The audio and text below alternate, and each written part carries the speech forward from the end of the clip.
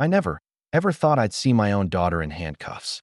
But watching the cop guide her into the back of his car with the red and blue lights flashing across her face, I knew our family wasn't just broken.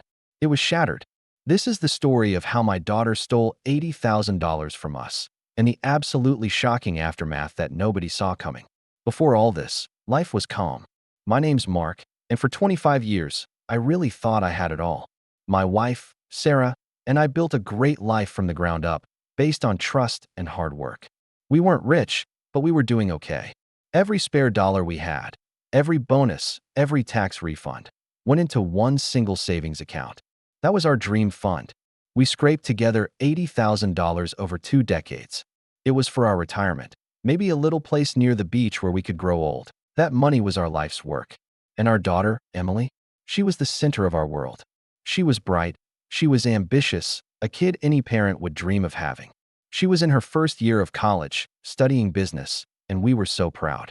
We thought we had raised a daughter who got it, who understood what honesty and hard work meant because she saw us live it every day.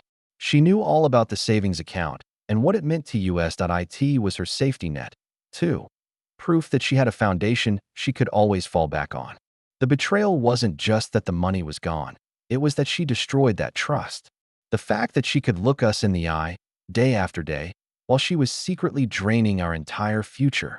I just never imagined that level of deception was possible. It all started with a simple email from our bank. Your account balance is below your preset threshold. I actually laughed. I thought, it's just a glitch. I just checked it a few weeks ago, but I logged in anyway. And that one casual click? That was the moment that split my life into before and after. The number I saw on that screen made my blood run cold. The balance wasn't just low. It was almost empty. $80,000 was down to less than $500. Pure panic. I called Sarah. My voice was shaking, and she raced home from work. We sat at our kitchen table, the same table where we had thousands of family dinners, and scrolled through months and months of bank statements. At first, we were just confused. Small withdrawals. $50 here, $100 there. My mind was racing through all the worst-case scenarios. Did someone steal our identities? Were we hacked by some pro? The thought that it could be Emily never even crossed my mind. Not our Emily. But then Sarah spotted it. A charge for a designer handbag from a store near Emily's campus. Then another for a spring break trip to Cancun. Then tickets to concerts, fancy dinners, new clothes. Things we knew she couldn't possibly afford on a part-time job. The pieces started clicking into place, and every single one felt like a punch to the gut. We figured it out. She had linked our savings account to her payment apps. It wasn't some stranger. It was our daughter. We had no idea what was coming next, but we knew we had to see her. We drove to her dorm that night, just clinging to this tiny shred of hope that this was all one giant, terrible misunderstanding. That confrontation was, without a doubt, the most painful moment of my entire life. We found Emily in her dorm room, literally surrounded by the stuff our life savings had paid for. The designer bag was on her desk.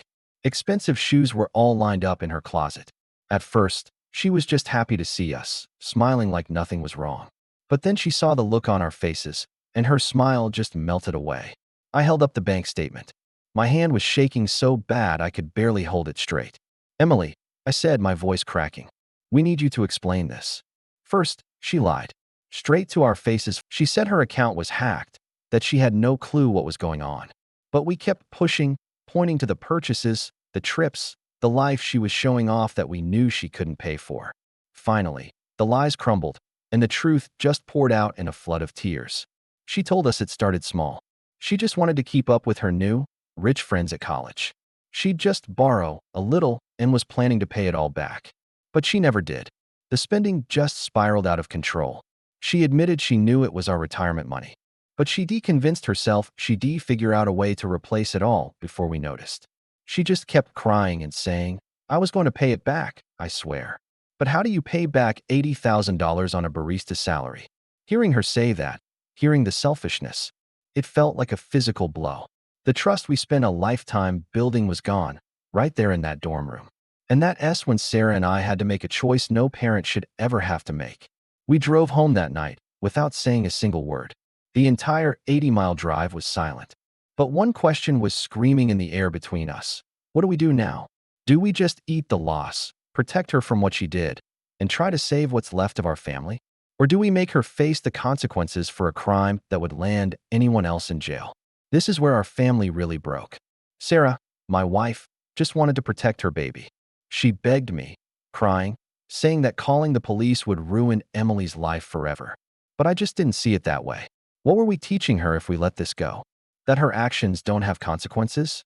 That you can destroy your family's future and just get away with it? This was grand theft. In most states, theft over a threshold between $1,000 and $2,500 is a felony. What she did was a serious crime, and my gut told me that if we protected her from this, we'd just be creating a bigger monster. After 2 days of pure agony and no sleep, I made the call. I reported the theft to the police. It felt like I was betraying my own daughter, but I truly believed it was the only way. When the police showed up at her dorm, Emily was arrested and charged with felony grand theft. That image of her being led away in handcuffs, it's burned into my brain forever. The legal process was a nightmare. Because she was young and had a clean record, she was tried as a youthful offender. The court ordered her to pay full restitution, a debt that will follow her for decades. She was sentenced to 5 years of probation, mandatory financial counseling, and 200 hours of community service. The conviction left her with a serious criminal record that will impact her future job and housing opportunities, though in some jurisdictions, records for youthful offenders may eventually be sealed or expunged. But the legal fallout was nothing compared to what happened to our family. Sarah and I were barely speaking. She looked at me like I was a monster who threw our daughter to the wolves. My brothers, my sister, all our relatives were split down the middle. Some got it. Others told me I should have handled it in the family. The whispers and the judgment were everywhere. Our family used to be our biggest strength, and now it was just a source of pain. It's been 3 years. Emily is 22 now. She works 2 low-wage jobs, and pretty much every dollar she makes goes to the restitution she owes us. We get a check from her every single month, a cold, transactional reminder of what she did. She never makes excuses. She just does the work. But that warmth we used to have, the easy laughter, it's all gone. Now, it's just this formal, strained politeness. Sarah and I are still together, but that wound between us never really healed. We went to therapy, and it helped us talk again. But this whole nightmare showed us that we have a fundamental difference in how we see love and justice. We're working on it, but some days are just brutal. We had to sell our house and downsize. Our retirement dream of that beachfront condo is gone. The new reality is that the trust is gone. I don't know if it'll ever come back. How do you fully trust someone who could lie to you on that scale? My relationship with my daughter is basically a fragile truce, not a loving bond. Sometimes I look at her and I see the little girl I raised, and my heart just breaks.